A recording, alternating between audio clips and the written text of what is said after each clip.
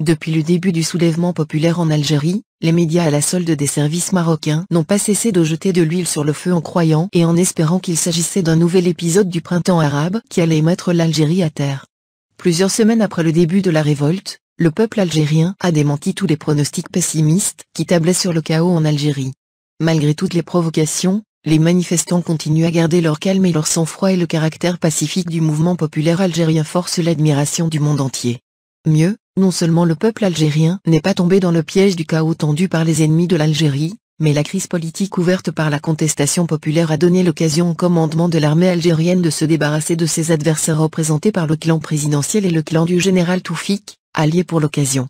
Le renforcement du commandement de l'armée algérienne, connu pour son souverainisme farouche, est une mauvaise nouvelle pour la France et le Maroc. Il n'est pas étonnant dans ces conditions que les services français et marocains redoublent d'efforts pour tenter de cibler le chef de l'armée algérienne en s'appuyant sur les réseaux politiques, affairistes et médiatiques de l'État profond, qui ont intérêt à saboter la feuille de route proposée par l'armée algérienne. Faisant preuve de réalisme, les services français tentent depuis quelques semaines de réviser leur copie. Après avoir compris que leurs alliés d'hier du clan présidentiel et du clan de Toufik sont désormais hors course, ils cherchent à mieux connaître et à prendre langue avec l'état-major de l'armée nationale populaire via une personnalité qu'il aurait connue et appréciée. Il s'agit de l'ex-chef d'état-major des armées françaises, le général Pierre de Villiers, qui a démissionné en 2017 après un désaccord avec le président Macron. Ce n'est pas le cas des sous-développés marocains qui restent butés. À travers les médias et les chaînes YouTube qu'ils contrôlent, les services marocains ont intensifié, ces derniers jours, leur campagne de désinformation et de déstabilisation de l'armée algérienne en ciblant son chef, le général de corps d'armée, Ahmed Gaïd Salah.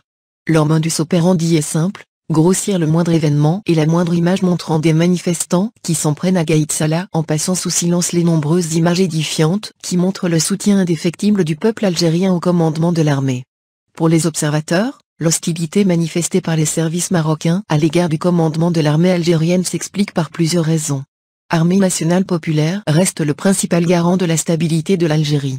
En outre, le commandement actuel, qui a déjà effectué des efforts gigantesques dans le cadre de la modernisation de l'armée algérienne depuis une dizaine d'années, pourrait à l'avenir, maintenant qu'il est débarrassé des entraves du clan présidentiel, faire de l'armée nationale populaire la principale force armée de la région.